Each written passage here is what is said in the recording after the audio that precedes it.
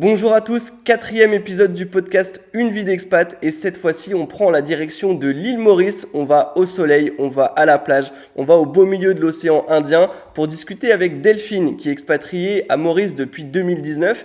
Elle est arrivée à la base dans le cadre d'un VIE et à l'issue de ce VIE, elle a décidé de rester habiter à Maurice et elle s'est lancée en tant qu'indépendante. Aujourd'hui, elle est freelance en marketing digital et dans ce podcast, on va discuter donc de son activité en tant qu'indépendante ainsi que de sa vie d'expatriée à Maurice.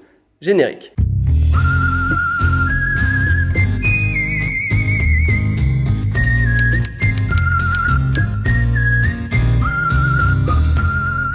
Eh bien, bonjour Delphine, merci d'avoir accepté l'invitation. On est dans un cadre qui fait rêver là déjà pour commencer. T'es chez toi à Ouais, l'île Maurice.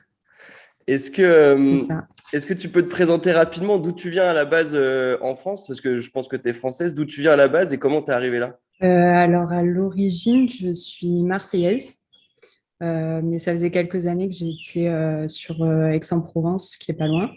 J'ai déménagé pour mes études et en fait, j'ai toujours travaillé dans le digital marketing. Bon, là, je suis actuellement à l'île Maurice, mais j'ai déjà, en fait, c'était en 2016. Je me suis expatriée en fait en Espagne, à Barcelone. Donc j'avais déjà une petite expérience à l'étranger avant de partir à 10 000 kilomètres de chez moi. Euh, Globalement, ça fait quelques mois que je suis freelance. Sinon, j'ai toujours bossé dans des agences euh, qui étaient généralement petites, avec une vingtaine d'employés. Et à Maurice, en fait, je suis venue dans le cadre d'un VIE, donc c'est Ok, un volontariat international. C'est en fait la filiale française qui m'a envoyée ici pour développer en fait toute la partie digitale sur Maurice et former les équipes. Et par contre, c'était une grosse boîte. Et c'est ça qui m'a donné l'envie de me lancer en tant que freelance. ouais, donc c'est ça qui est intéressant, c'est que déjà quand tu arrives à l'île Maurice, tu n'arrives pas en tant que indépendante, en tant qu'entrepreneuse, tu arrives, dans le cadre d'un VIE et après, Ouais. comment ça se passe le VIE? Tu es resté combien de temps et après comment ça s'est fait la transition? Parce que je suppose qu'il y a eu enfin, quand tu arrives dans le cadre d'un VIE, tu as un visa, tu as des choses, tout est facilité par l'entreprise. Après, rester sur le territoire sans visa particulier, c'est peut-être compliqué, je sais pas comment Ouais. ça se passe.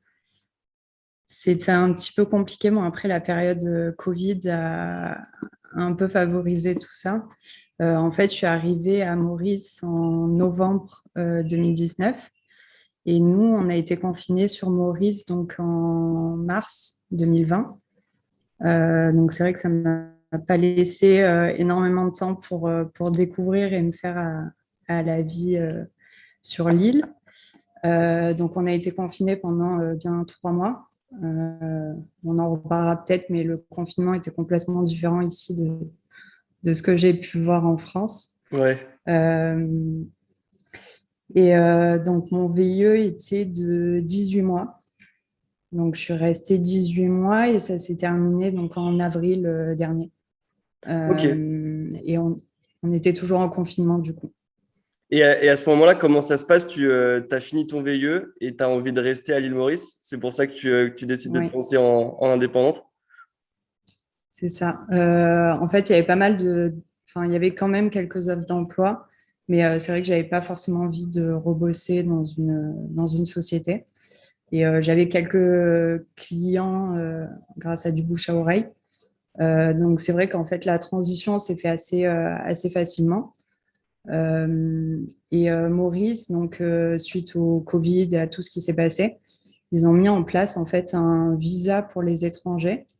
Donc, c'est une demande qui se fait en ligne. D'ailleurs, c'est assez impressionnant la facilité avec laquelle on fait la demande au vu de toutes les autres démarches administratives. Donc, en fait, c'est une demande qu'on fait en ligne et on a une réponse sous 48 heures. Donc, il faut forcément un billet d'avion retour. tout ce qui est assurance maladie, etc. Et en fait, la demande a été validée, donc j'ai pu switcher sur un autre visa assez facilement. Donc Ok. là, c'est valable pendant un an encore. Ok, et du coup, comment ça s'est passé aussi quand t'es arrivé à Maurice? Est-ce que c'était un choix? Est-ce que tu en avais envie? Est-ce que tu en avais entendu parler avant? Ou est-ce que c'est juste qu'il y a eu cette opportunité qui s'est présentée avec le VIE et tu t'es dit, ok, bah, let's go. Alors, c'était surtout l'opportunité. En fait, j'avais vraiment envie de partir à l'étranger parce que en France, j'avais un bon poste. Je travaillais dans une agence de communication. On bossait exclusivement pour des cabinets d'avocats. Donc, c'était assez intéressant. J'étais responsable de toute la partie communication, marketing. Mais j'avais vraiment envie en fait de partir. J'avais l'impression que j'avais fait le tour. Et j'ai postulé. Honnêtement, j'ai eu de la chance parce que j'ai pas beaucoup envoyé de CV. Euh, et en fait, j'ai eu ce contact-là pour le VIE où les entretiens en fait se sont enchaînés. Et en 3 semaines, ben, je devais partir à l'île Maurice. Donc ça Ouais. s'est fait hyper rapidement. Et du coup, qu'est-ce que tu as trouvé là-bas? Est-ce que tu t'es plu tout de suite? J'ai l'impression que niveau paysage, ça a l'air déjà Ouais. magnifique. Est-ce que niveau du cadre de vie, les gens, les locaux, comment ça se passe? Je pense qu'il y a beaucoup d'entrepreneurs aussi à Maurice. Peut-être qu'il y a beaucoup d'expats. Peut-être Ouais. que tu n'es peut-être pas trop dépaysé quand tu arrives. Comment ça s'est passé ton intégration Ouais, à non. Maurice quand tu es arrivé? Alors les locaux sont hyper sympas. C'est vrai que l'île vit beaucoup grâce au tourisme, donc bah, forcément tout est facilité pour les étrangers. Mon point faible, moi, c'est l'anglais. Et c'est vrai qu'on parle français en grande majorité sur l'île. Donc pour moi, c'est un petit avantage. Les locaux parlent français? Euh, ouais. Ok, top ça. Bon, il parle créole, mais beaucoup français. Enfin, tout est quasiment en français ici. Donc ça, c'est pas mal. Ok, Mais ouais, tout est facilité pour les étrangers. On n'est pas trop dépaysé. On habite quand même sur une île un peu paradisiaque. C'est vrai que le cadre est quand même assez incroyable. On a la plage et la montagne juste à côté. Enfin, c'est pas dur de s'habituer. Et puis, niveau climat, enfin, du coup, ce que je te disais, c'est que c'est l'hiver là. Et ouais, j'ai tout qui est ouvert. Enfin, on va pas trop se plaindre. C'est pas c'est l'hiver clair. en France où on a la neige et ça n'a C'est rien à clair. voir. Et du coup, toi, tu y es depuis fin 2019 là à Maurice? Ouais, Est-ce que tu es rentré en France depuis ou pas? non, pas du tout. Et du coup, justement, est-ce qu'il y a des choses qui te manquent en France, justement, tu vois, l'hiver, c'est vrai que les expats qui vivent dans les pays chauds, souvent, ça leur manque un peu les différentes saisons, l'hiver, l'automne et tout. Est-ce que toi, ça te manque ou est-ce que tu es bien au soleil? Franchement, je suis bien au soleil. Ça me manque pas trop. C'est vrai que bah, du coup, on a l'habitude d'aller au ski ou ce genre de choses, mais c'est vrai que de pouvoir aller à la plage alors qu'on est en plein hiver, Ouais, hiver, c'est un grand mot. Enfin, c'est une chance. Et là, si tu restes au soleil, enfin, tu tiens pas, quoi. Alors ouais, que il fait au minimum 20 degrés, je pense. ouais. Ça fait rêver, en tout cas, le cadre derrière est très sympathique. Et Ouais. du coup, ouais, je voulais revenir aussi sur ton activité. Du coup, comment ça se passe? Est-ce que tes clients, ils sont sur Maurice? Est-ce que tu as des clients partout dans le monde? Est-ce que tu as des clients français? Comment ça se passe par rapport à ça? Alors, la majorité, ils sont français parce que du coup, dans le cadre du visa que j'ai pas le droit de travailler avec des entreprises mauriciennes. D'accord. En fait, c'est du coup pour permettre surtout à des gens qui sont déjà en poste et en fait qui ont une situation fixe de pouvoir venir travailler à Maurice ou par exemple pour les retraités qui ont forcément leur retraite et ils peuvent venir quelques mois ici. Mais la majorité de mes clients sont français. C'est vrai que j'en ai pas mal via Malte. Euh, mais c'est aussi beaucoup de bouche à oreille. Ok. Et du coup, c'est ce que tu as envie de faire maintenant. Tu as eu des difficultés quand tu t'es lancé ou est-ce que tout s'est passé bien? Est-ce que tu as envie de continuer? Est-ce qu'à la fin de ton visa, tu dois rester à Maurice et continuer cette activité ou est-ce que tu as d'autres perspectives? Parce que c'est vrai que le visa, quand il va se terminer, il y aura sûrement une petite galère administrative. Il va falloir trouver peut-être des solutions. Et Ouais. est-ce que ça te fait peur? Est-ce que tu te vois très bien continuer comme ça? Comment ça va se passer? Honnêtement, je me vois bien continuer comme ça parce que c'est plutôt avantageux de pouvoir.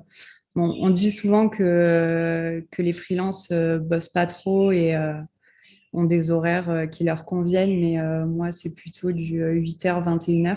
Ouais, J'ai quand même pas mal de boulot et puis il y a, on bosse seul, donc forcément, s'il n'y a pas d'argent à la fin du mois, c'est notre faute.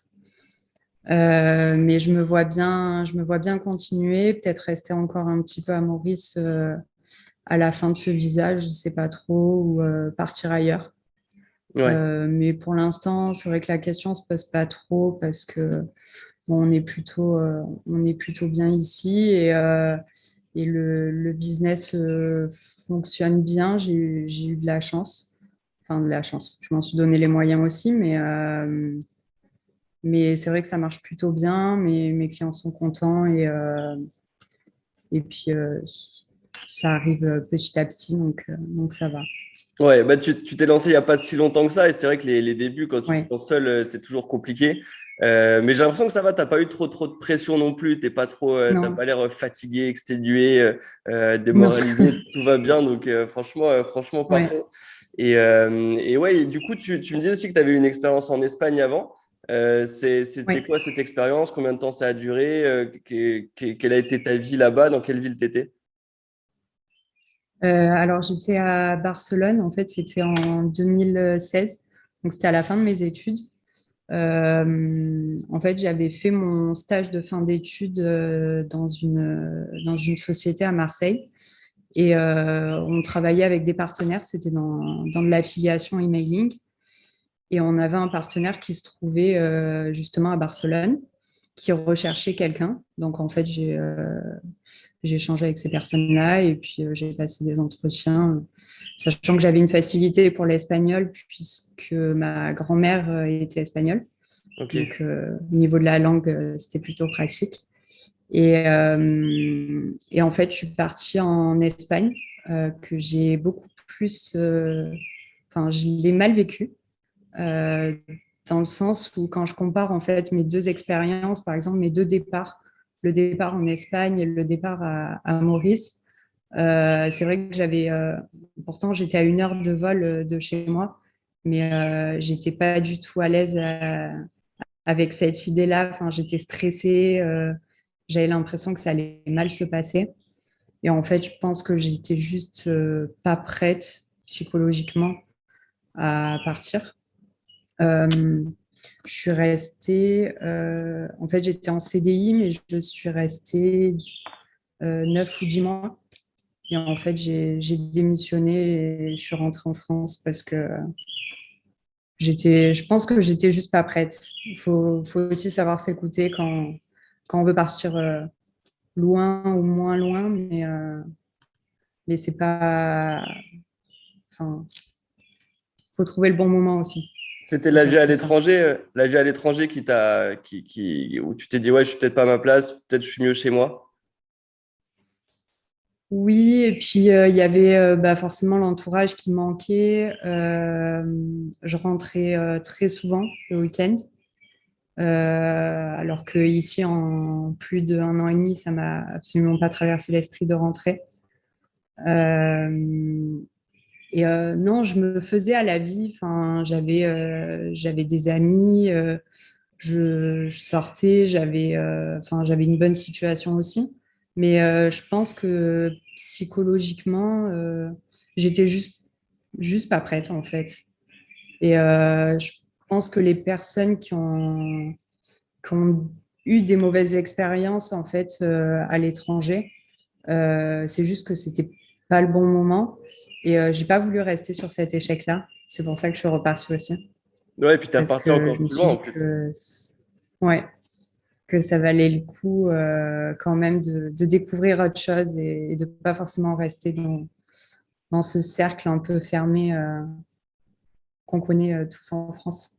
Bah ouais, et en plus, tu disais qu'à la fin de ton visa ici, peut-être que tu iras dans un autre pays. Donc aujourd'hui, Ouais, ça y est, tu es, expat dans ta tête, tu te vois vivre un petit peu partout. Et tu as une activité qui te le permet aussi dans le digital. Tu pourrais travailler n'importe où ouais. en fait. Donc aujourd'hui, en plus, bon, tu as dit que tu avais encore des galères avec l'anglais, mais au niveau de l'espagnol, ça va. Donc il y a des pays quand même où Ouais. tu peux te débrouiller. Et ouais, du coup, depuis le début, en fait, tu travailles dans le digital, en fait, depuis de Ouais. toutes tes expériences. Est-ce que tu as fait tes études là-dedans à la base ou est-ce que ça s'est fait comme ça naturellement? Tu as trouvé ton boulot là-dedans et tu as continué après? Bah, oui et non. En fait, j'ai commencé en comptabilité, en gestion d'entreprise, comptabilité, donc ce qui avait absolument rien à voir. Et en fait, j'étais pas du tout faite pour les études. C'était pas mon truc. Donc, j'ai fait un DUT donc en compta. Et ensuite, je me suis tout de suite orientée vers une licence professionnelle, digital marketing. D'accord, ok. Euh, En fait, c'était qui tout double parce que je connaissais quand même pas trop. J'avais une idée de ce que c'était, mais je connaissais pas trop non plus tous les aspects et tous les métiers qu'on pouvait trouver. Euh, mais, euh, mais finalement, je pense que c'était le destin et enfin, c'était clairement mon truc. Ouais, et du coup, tu travailles encore là-dedans aujourd'hui, quoi. En indépendante Ouais, en plus. ouais. Bah, c'est cool, c'est cool. Mais ouais. Et, J'ai fait pas mal de trucs aussi et pardon. ah, vas-y, vas-y, vas-y, Du coup, ça vas-y. m'a permis de Ça m'a permis de voir aussi plusieurs aspects de tout ce qui est négociation, relations clients, référencement naturel, euh, tout ce qui est publicité en ligne. Enfin, j'ai vu quand même pas mal de choses. Du coup, ça me donne plusieurs bagages pour pouvoir bosser seul aussi. Ouais, du coup, justement, aujourd'hui, ton activité, pour expliquer aux personnes qui auraient aucune connaissance là-dedans, en quoi elle consiste ton activité, quels sont tes clients, quels sont tes services, tes prestations, comment ça se passe tout ça? Alors, c'est varié. En fait, je travaille donc. C'est vrai que j'ai une préférence pour des petites structures en fait qui se lancent. C'est-à-dire qu'il y a toute la stratégie en fait à mettre en place de base. Et c'est ça qui est intéressant, c'est de pouvoir en fait suivre l'évolution au fur et à mesure. Donc je m'occupe de tout ce qui est stratégie, donc mise en place. Euh, enfin, je vais donner des exemples comme ça sera plus concret. J'ai une cliente qui vend des formations en ligne de yoga et de bien-être. Donc, je m'occupe en fait de son site internet, donc toute la partie référencement naturel pour que son site soit visible sur les moteurs de recherche naturellement.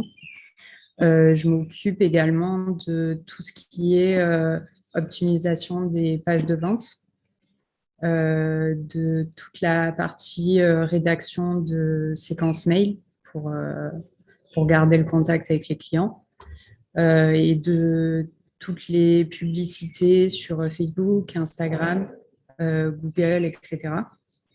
Donc là, c'est vraiment, enfin, globalement, je m'occupe de tout. Donc c'est Ouais. vrai que c'est hyper intéressant.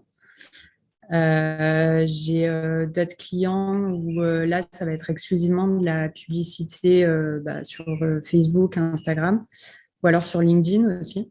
Je travaille pas mal sur LinkedIn. Euh, mais j'ai fait aussi quelques sites internet parce que j'ai quand même pas mal de notions grâce à mes formations en développement web.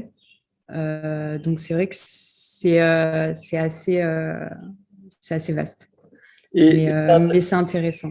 bah, c'est intéressant parce que tu touches à tout et justement la question c'est est-ce que c'est des choses que tu as appris au fur et à mesure de tes expériences ou est-ce que tu t'es formé sur des points précis pour arriver à ce niveau-là? Comment ça s'est passé pour développer ces compétences? C'est un petit peu les deux.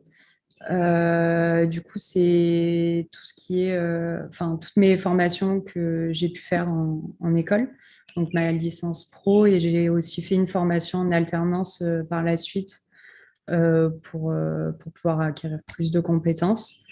Après, il y a toujours la partie veille parce que ça évolue tout le temps et il faut toujours rester à l'affût en fait des mises à jour, des nouveautés, etc. Donc en fait, je me forme continuellement. Mais je pense que la meilleure formation, c'est le faire sur le moment Ouais, et d'apprendre directement.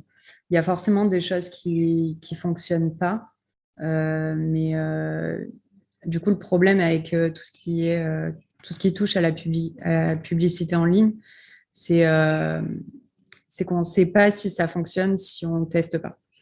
Et, ouais. euh, et c'est à ce moment-là où, du coup, quand ça va pas fonctionner quelque part, par exemple pour un client, je vais m'en servir pour un autre euh, parce que je sais que ça fonctionne pas sur ce point-là.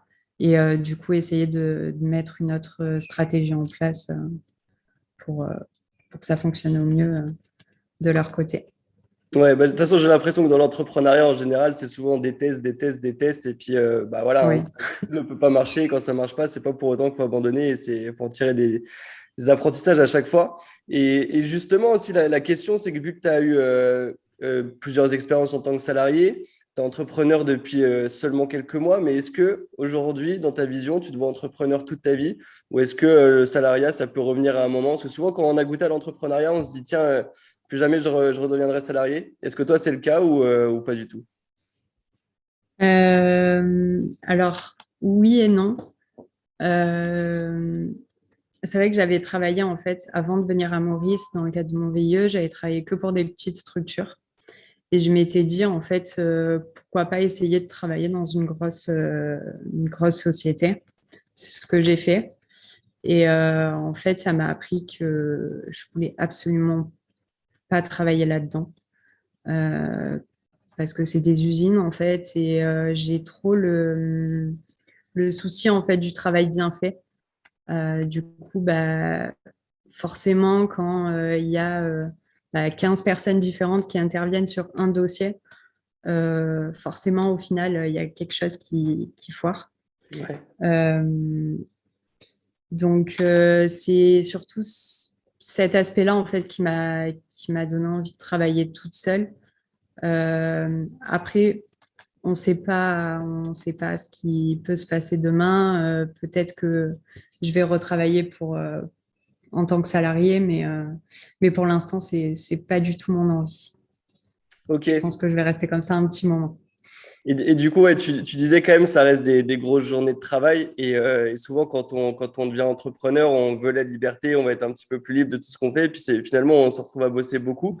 Et ouais, faut se rendre compte de ça aussi. Et que parfois, quand on est salarié, on a quand même ce confort, mine de rien. Alors, on peut pas avoir Oui. tout, on peut pas tout avoir, hein. C'est un arbitrage à faire entre les deux. Mais en tout cas, c'est cool de se lancer et c'est quand même une belle expérience que ça marche ou que ça marche pas, dans tous les cas, ça reste une belle expérience à chaque fois d'entreprendre et de faire des choses. Donc cool. Et puis, du coup, au niveau de ton expatriation à Maurice, est-ce qu'il y a des différences culturelles qui t'ont choqué ou est-ce que c'est assez similaire à ce qu'on peut avoir en France au niveau de la mentalité, des coutumes, des traditions, ou est-ce qu'il y a une identité forte qui est à Maurice? C'est quand même pas mal différent parce il y a beaucoup de cultures en fait qui se côtoient, mais on va dire avec bienveillance. Ce qui est, enfin, c'est mon avis, mais j'ai pas l'impression que ça soit trop le cas en France. Il y a quand même des groupes qui sont bien distincts et bien séparés, surtout au niveau de la religion. Et ici, c'est absolument pas le cas. Euh, Il y a plusieurs du coup, religions à Maurice. enfin, Il y a une religion oui. principale, plusieurs religions, ça se passe comment? Non, il y a toutes les religions confondues. Bon, c'est vrai ça va être distinct. On peut tomber sur des temples, sur des mosquées. Enfin, tout est à côté. Tout le monde est bienveillant en fait. Et c'est vrai que c'est assez, enfin, ça fait plaisir à voir, on va dire. Ouais, Euh, et c'est vrai que le mode de vie, en fait, est quand même assez différent. Il y a pas mal de petits boulots parce que c'est vrai qu'au niveau des formations, c'est assez différent. Il y a énormément de champs de canne. Donc, il y a pas mal de gens qui bossent là-dedans. Euh, c'est vrai que nous, on n'a pas l'habitude. En France, enfin, quand tu es en voiture et que tu vas faire l'essence, bah forcément, tu fais l'essence toi-même. Ici, ouais, non, il y a des gens qui le font pour toi. Et en fait, il y a pas mal de petits boulots comme ça pour que justement tout le monde puisse travailler. Et ça, je trouve ça pas mal, malgré le manque de formation et de compétences. Après, j'ai aucune idée enfin, du coût des études, etc. Honnêtement, je ne sais pas trop. Et au niveau du mode de vie, c'est vrai que c'est assez différent par rapport à la France. Les gens ici vivent beaucoup en famille. C'est-à-dire qu'on va avoir bah, les grands-parents, les parents, les enfants, les petits-enfants sous le même toit. En fait, ils vont avoir, par exemple, un terrain, ils vont faire construire toute leur maison sur le même terrain, côte à côte, pour justement rester en famille. Ils ont beaucoup cet esprit de famille.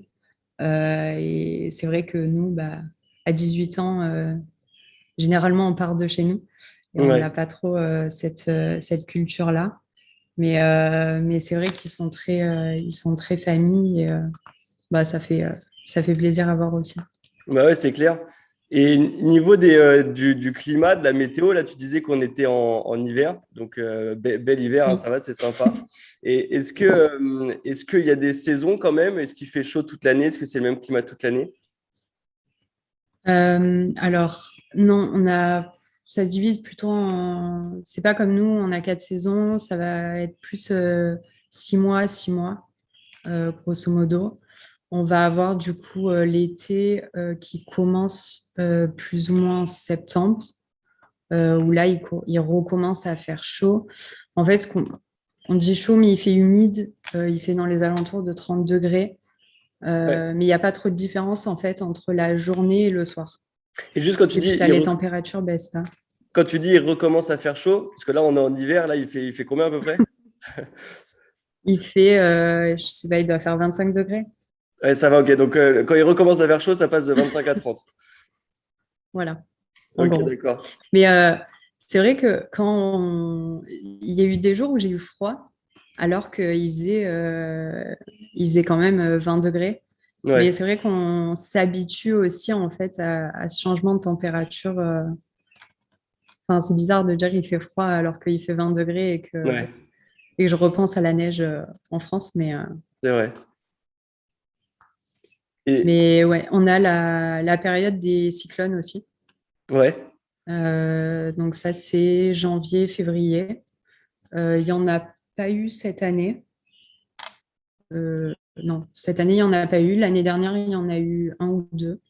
Mais enfin, pour moi qui viens de Marseille et qui connais le Mistral, c'est du vent avec de la pluie, globalement, les cyclones. ok, C'est donc c'est pas... pas violent quoi.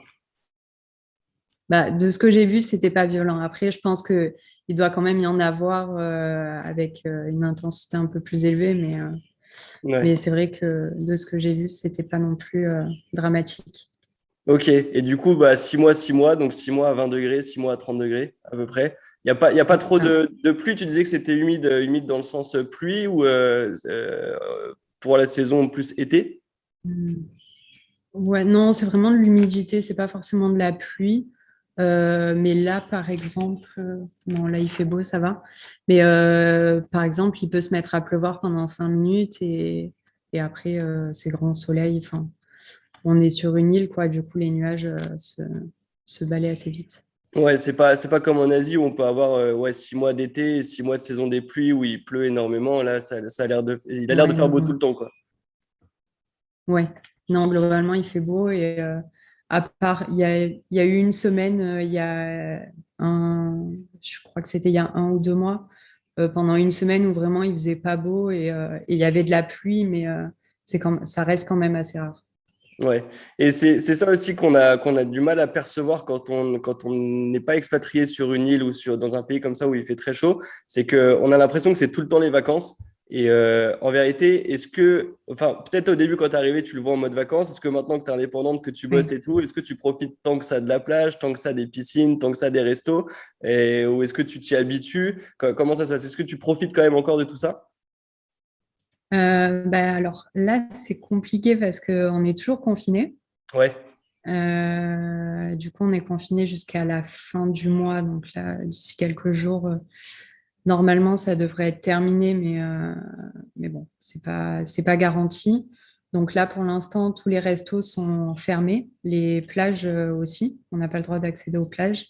Ouais. Ils ont réouvert tout ce qui est centres commerciaux et tous les magasins. Euh, Au début du confinement, bah, ce que je te disais, c'est que c'était pas du tout la même chose qu'en France.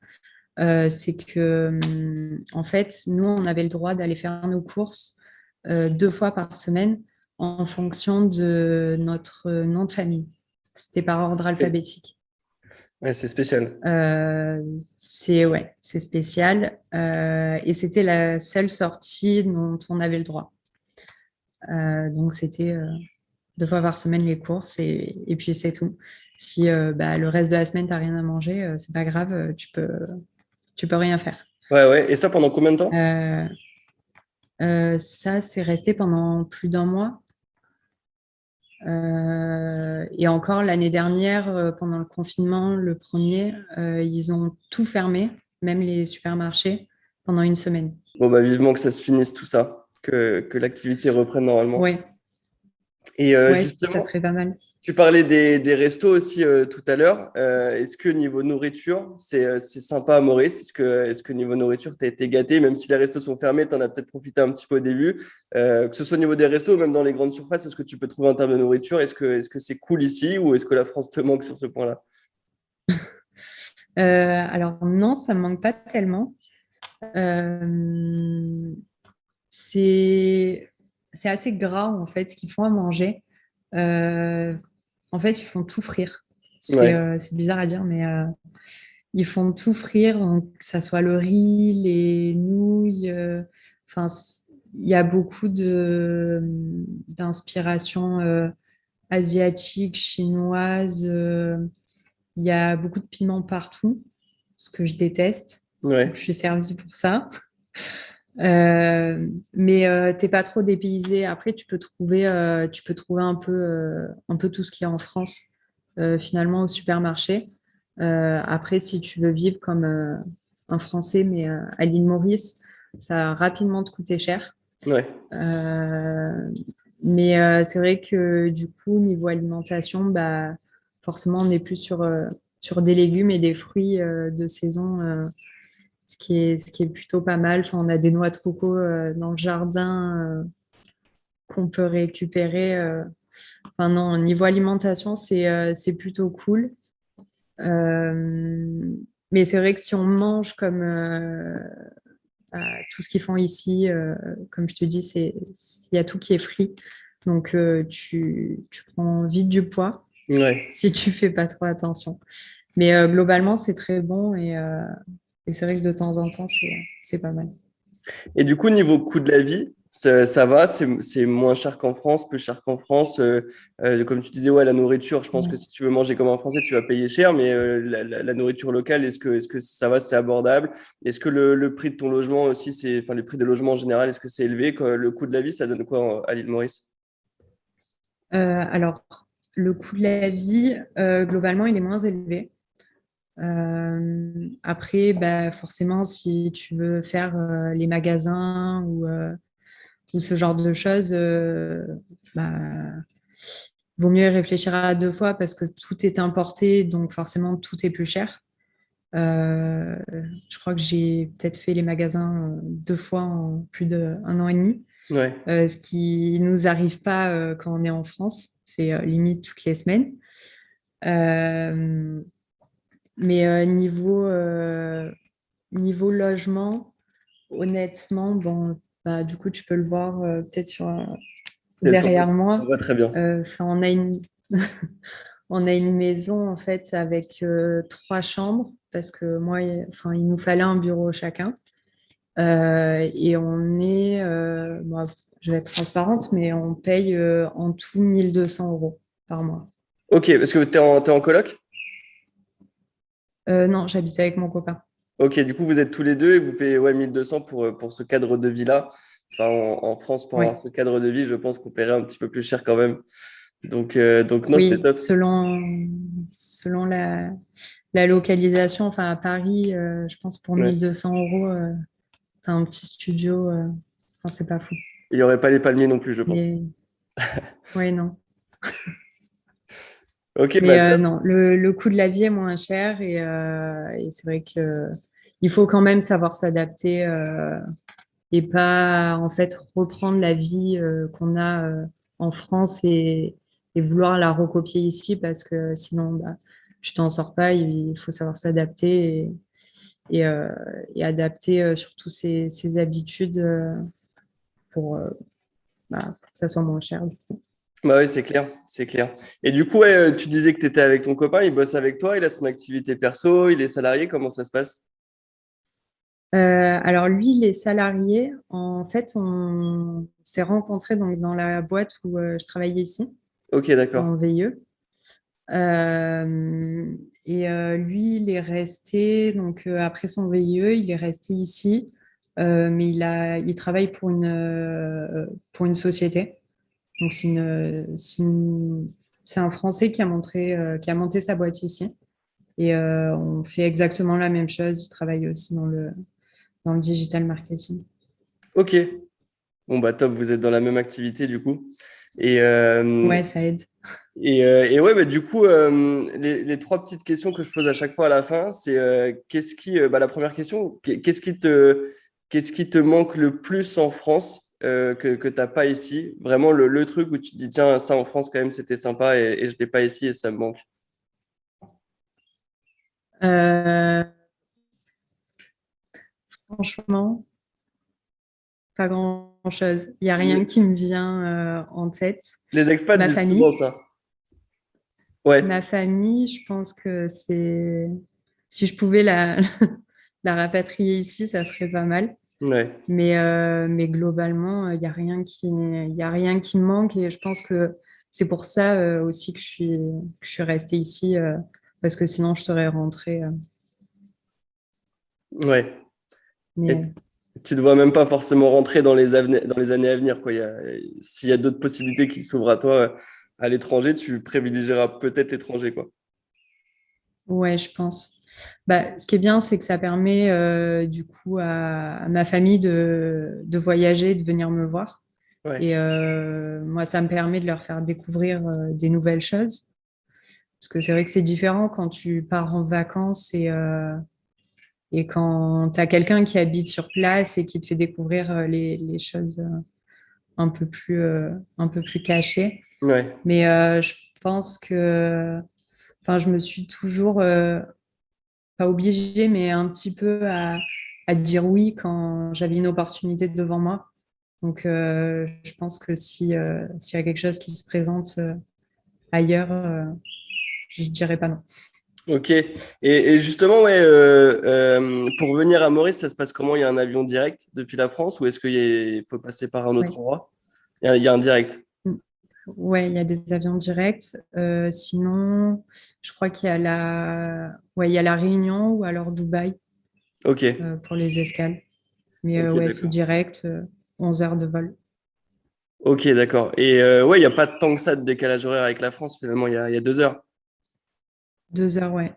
Ok, 2 ou 3 heures, ça dépend. L'hiver, du coup, il y a 3 heures. ouais, Enfin, l'hiver en France. avec le changement d'heure. Ouais. Ok, et du coup, deuxième partie de la question, c'est l'inverse. Qu'est-ce que tu as ici, que tu kiffes ici et que tu n'as pas en France et que tu es bien contente d'avoir à Maurice? Le climat. Ouais, Ouais, je pense que c'est le climat surtout. ouais, bah ouais. Le climat, les plages et bah, finalement tout ce qu'il n'y a pas en France, Ouais, je c'est pense. vrai. Il n'y a pas de point précis. C'est vrai que la vie, elle est plutôt agréable et les gens sont tranquilles. Les Mauriciens ne sont jamais pressés. Et bah, nous, au début, en tant que Français, tu as du mal en fait à t'y faire parce que c'est l'heure et il faut tout de suite. Mais en fait, non. Ici, c'est tranquille, on se presse pas.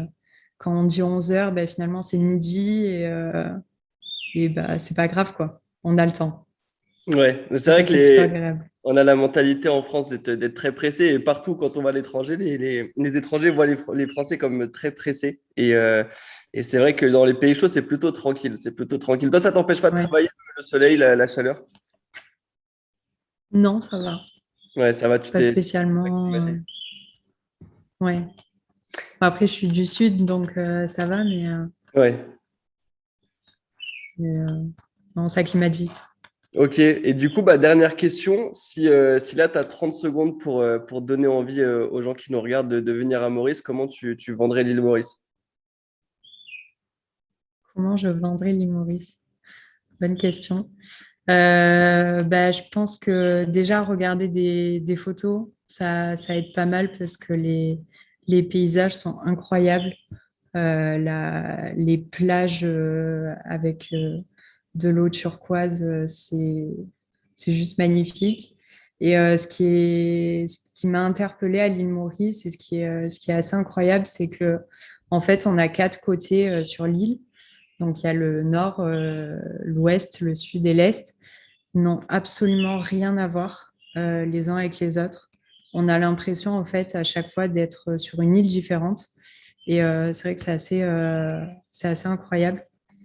Mais si vous voulez de la chaleur et vivre tranquillement et pouvoir travailler aussi, si vous êtes auto-entrepreneur ou freelance, euh, franchement, c'est une destination que je conseille. Bah, ça fait 1 an et demi que je suis là et je pense pas repartir d'aussitôt. Euh, voilà, je pense que juste regarder des photos et ça donne envie. Vous ne serez C'est pas clair. trop dépaysé. C'est clair. Même rien que le cadre derrière toi, je pense qu'il a convaincu tout le monde là, Oui, en ça, regardant, ça dit, en regardant cette vidéo. Mais semble c'est pas vrai que mal. les paysages sont incroyables et ça donne vraiment envie d'habiter à Maurice. Et du coup, ouais, tu disais que tout était vraiment différent. Il y a les montagnes, il y a la mer, il y a la plage, il y a des treks, je suppose, à faire aussi. Oui, T'as eu l'occasion oui. d'en faire un petit peu ou pas du tout? Enfin, c'est vrai qu'avec le Covid, c'est compliqué, mais. Oui, on en a fait quelques-uns. Après, il y a pas mal de montagnes et pas mal de sentiers. Ils font beaucoup de trails, mais il y a pas mal de compétitions, donc tout ce qui est triathlon, etc. Je n'y connais pas trop. Mon copain Ouais. s'y connaît plus que moi. Mais c'est vrai que pour le sport, enfin, c'est génial, quoi. Tu peux aller courir dans les champs de Cannes, finir sur la plage, aller nager. Euh, enfin, c'est juste incroyable. Et on a aussi, c'est vrai qu'on en entend moins parler, mais il y a une petite île qui appartient à Maurice, qui est à l'est de Maurice. Donc, c'est plus loin que la Réunion, qui s'appelle Rodrigue. Et en fait, on a l'impression que c'est une île qui a mis pause au niveau du temps. Euh, il y a des animaux en liberté partout. Il y a de la nature partout. Enfin, cette île est incroyable. Tu fais le tour en 30 minutes en scooter, mais c'est vraiment magnifique. Et c'est vrai qu'on en entend moins parler, mais c'est quelque chose à voir aussi si vous passez par Maurice. Et c'est une île qui est habitée? Ouais, Ok. il y a bah, du coup, les locaux, on les appelle les Rodriguais. Ouais. Et, et en fait, eux, du coup, ils ont été safe niveau Covid. Il n'y en a pas eu du tout. Donc ça, c'était plutôt cool. Euh, mais cette île est incroyable et franchement, je recommande aussi. Ok, et ben parfait. Merci à toi d'avoir répondu à mes questions. Merci d'avoir accepté l'invitation. Et Avec puis, plaisir. est-ce que tu as un site internet, des réseaux sociaux où on peut te retrouver si des personnes sont intéressées par Oui, tes services? Ouais, carrément. t'as un site, réseaux sociaux? J'ai Comment? un site, donc c'est dimarcodelphine.com, Ouais, je tout mettrai tout en attaché. description. Ouais. Ça marche. Et bah, sinon, Facebook, Instagram, LinkedIn. Ok, Et voilà. et ben je mettrai tous les liens en description pour les personnes qui sont intéressées. Et du coup, bah ouais, encore merci à toi. Et puis je te souhaite le meilleur dans ta vie de freelance. Ben, merci à toi et bon courage pour toutes tes vidéos. Yes, et ben merci à toi. Voilà, l'interview est terminée. Si ça vous a plu, je vous invite à liker cette vidéo. Ça permet de soutenir le projet, ça permet de soutenir la chaîne. Et abonnez-vous si vous ne voulez pas manquer toutes les prochaines vidéos. Si vous avez des questions sur l'expatriation à Maurice, si vous avez des questions à poser directement à Delphine, mettez tout ça en commentaire. Et si vous voulez suivre mon quotidien d'expatrié un petit peu plus en profondeur, vous pouvez me suivre sur Instagram. Tous les liens sont en description. Vous avez également les liens pour suivre l'activité de Delphine. Tout est en description. Et pour le prochain podcast, on se dit à la semaine prochaine.